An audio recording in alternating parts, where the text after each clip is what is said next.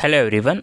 आज हम डिस्कस करने वाले हैं जामिया मिलिया इस्लामिया के क्लास 9th के एंट्रेंस टेस्ट के सिलेबस के बारे में बात करने वाले हैं। अगर आप जामिया मिलिया इस्लामिया में क्लास 9th में एंट्रेंस टेस्ट देना चाहते हैं और एडमिशन लेना चाहते हैं तो क्लास 9th के लिए आपको क्या क्या एंट्रेंस टेस्ट की प्रिपरेशंस करनी है, कौन सी बुक परचेज करनी है, बेस्ट बुक कौन सी रहेगी और किस तरीके से आपको तैयारी करनी है कि आपका एंट्रेंस टेस्ट फर्स्ट अटेम्प्ट में ही निकल जाए। तो चलिए इसमें हम एक एक करके इसमें चीज़ें डिस्कस करते हैं।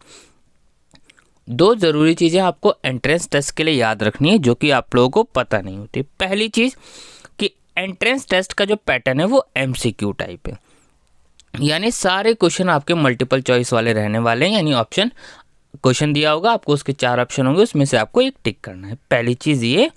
और दूसरी चीज़, इस एंट्रेंस टेस्ट में कोई भी नेगेटिव मार्किंग नहीं है, यानी आप अगर गलत कर आएंगे तो आपको कोई नंबर नहीं दिया जाएगा और अगर आप गलत सही करेंगे तो आपको 1 नंबर दिया जाएगा। ये आपको ध्यान रखना है। बहुत बच्चों को नहीं पता होता, बहुत बच्चों को लगता है नेगेटिव मार्किंग है तो वो क्वेश्चन छोड़ जाते हैं।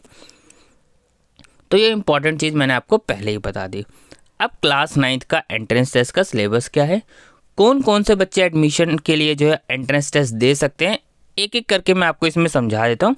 ये जामिया मिलिया इस्लामिया का स्कूल का प्रोस्पेक्टस है। सबसे पहले मैं आपको इसमें ज़रूरी चीज़ बताता हूँ, वो है एलिजिबिलिटी क्राइटेरिया, यानी कौन से बच्चे एंट्रेंस टेस्ट दे सकते हैं। मान लीजिए आप एलिजिबल नहीं हैं और आप एंट्रेंस टेस्ट दे रहे हैं तो कोई फ़ायदा नहीं होने वाला। यहाँ पे देखिए, फॉर क्लास 9th के लिए आपके एग्रीगेट 41% मार्क्स होने चाहिए। कितने मार्क्स होने चाहिए? 41% आपके क्लास 8th में अगर आपके मार्क्स आए हैं तो आप एलिजिबल हैं। और एक और चीज़, इंग्लिश में आपके 41% होने चाहिए।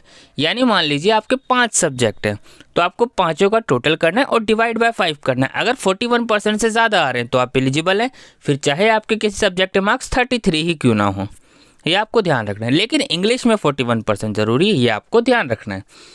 तो ये आपको एलिजिबिलिटी क्राइटेरिया को लेकर आपका डाउट क्लियर हो गया हो कि अगर आप एलिजिबल हैं या नहीं है, आपको यहाँ से चीज़ें पता चल जाएगी।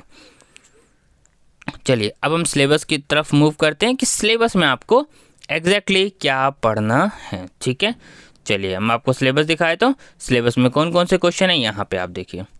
सिलेबस में जो पैटर्न है आपका वो है उसमें इंग्लिश, मैथ्स, साइंस और सोशल साइंस, टोटल 100 क्वेश्चन।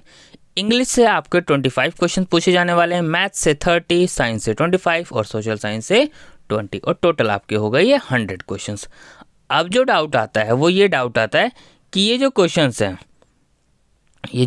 हैं आपके मैथ्स के, इंग्लिश के, साइंस के, कहाँ से पूछे जाने वाले हैं। ये स्ट्रिक्टली आपका क्लास, यहाँ पे देखिए दिया हुआ है, for class 9th based on syllabus of class 8th, यानी सीबीएसई सिलेबस क्लास 8th का रहने वाला है, ये आपको ध्यान रखना है। तो यानी क्लास 8th की बुक से ही आपको ये सारी चीज़ें पढ़नी हैं, इंग्लिश भी, मैथ्स भी, साइंस भी और सोशल साइंस भी। अब बात आती है कि किस तरीके से आप तैयारी करें।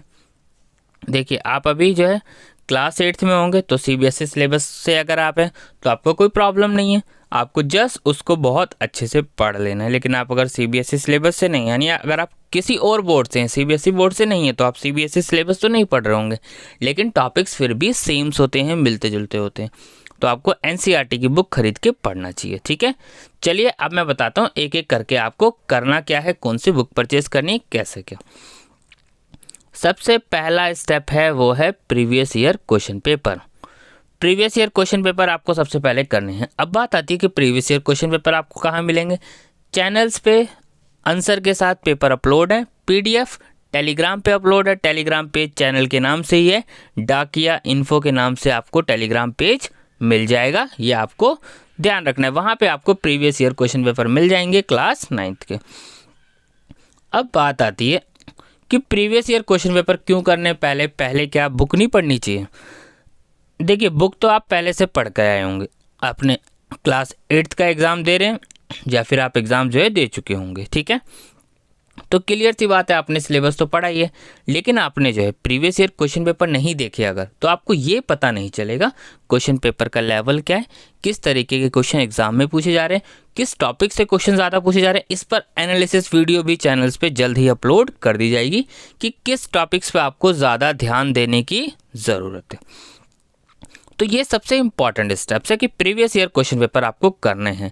मेजॉरिटी बच्चे प्रीवियस ईयर क्वेश्चन पेपर को सबसे लास्ट में करते हैं, जो कि बिल्कुल गलत तरीका है। अगर आप 3-4 दिन पहले सिर्फ प्रीवियस ईयर क्वेश्चन पेपर करेंगे तो आपको कोई फ़ायदा नहीं होने वाला है। जब तक आपको पता चलेगा कि कैसे आपको तैयारी करनी थी, आप बहुत लेट हो जाएंगे। तो इसलिए जब भी आप ये वीडियो देख रहे हो तो पहला स्टेप आपको प्रीवियस ईयर क्वेश्चन पेपर तुरंत करने शुरू करने हैं। दूसरी स्टेप बात आती है कि प्रीवियस ईयर क्वेश्चन पेपर के बाद आपको क्या करना है। जब आपने प्रीवियस ईयर क्वेश्चन पेपर देख लिया तो आप देखें कि आपका कौन सा सब्जेक्ट सबसे ज़्यादा स्ट्रांग है। इंग्लिश है, मैथ्स है, साइंस है, सोशल साइंस है।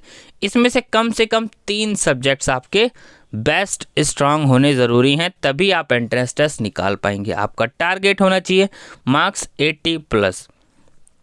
तो उसके लिए आपको 3 तो आपके बहुत स्ट्रांग होने चाहिए और एक आपको और ज़्यादा, जिस पे वीक है आपको उस पर थोड़ा सा ज़्यादा ध्यान देने की ज़रूरत है। नेक्स्ट, जब आपने प्रीवियस ईयर क्वेश्चन पेपर कर ली तो आप एक बुक परचेज कर। देखिए एनसीईआरटी से तो आपको पढ़ना है, अगर आपके पास टाइम है तो आपको एनसीईआरटी तो करनी है, मस्ट है ये। फिर उसके बाद आपको कोई भी एक बुक परचेज कर लेनी है। शफीक गाइड परचेज कर लेनी है या फिर कॉन्सेप्टम की शफीकुर रहमान की आप परचेज कर लीजिएगा।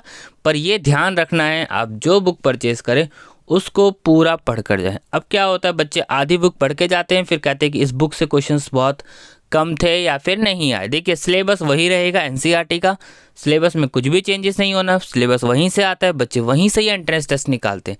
लेकिन प्रॉब्लम क्या होती है, बच्चों ने पूरी बुक्स नहीं पढ़ी होती।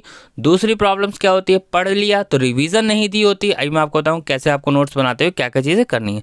तो सारी चीज़ें अगर आप करेंगे तभी आपका एंट्रेंस टेस्ट निकलेगा, क्योंकि कॉम्पिटिशन्स बहुत होता है। अगर आपको कॉम्पिटिशन्स को क्रैक करना है तो आपको सारे स्टेप्स को लेके चलना पड़ेगा।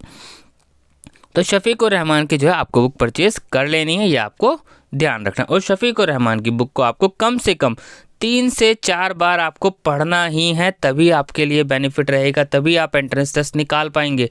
अगर आप सोचे कि एक आध बार मैंने देख लिया बस हो गया, नहीं, आपको उसको बहुत अच्छे से 3-4 बार करना पड़ेगा। ज़्यादा से ज़्यादा आपको एमसीक्यू क्वेश्चन करने, जितने ज़्यादा आपके एमसीक्यू क्वेश्चन करेंगे उतनी जल्दी आपके चांसेस होंगे एंट्रेंस टेस्ट निकालने के।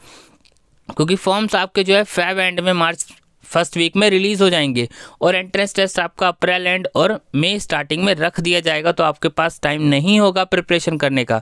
इसीलिए आप आज से ही अपने एंट्रेंस टेस्ट की तैयारी शुरू कर दें। एमसीक्यू क्वेश्चन ज़्यादा प्रैक्टिस करें, बेटर रहेगा। तो ये तो बात हो गई बुक्स की। अब देखिए क्या आपको करना है। जब भी आप एंट्रेंस टेस्ट की तैयारी शुरू करें तुरंत नोट्स बनाना शुरू करें। जितना पढ़ें उस टॉपिक्स को शॉर्ट में नोट्स बना लें, जिससे आपको बाद में रिवीजन करने में आसानी हो।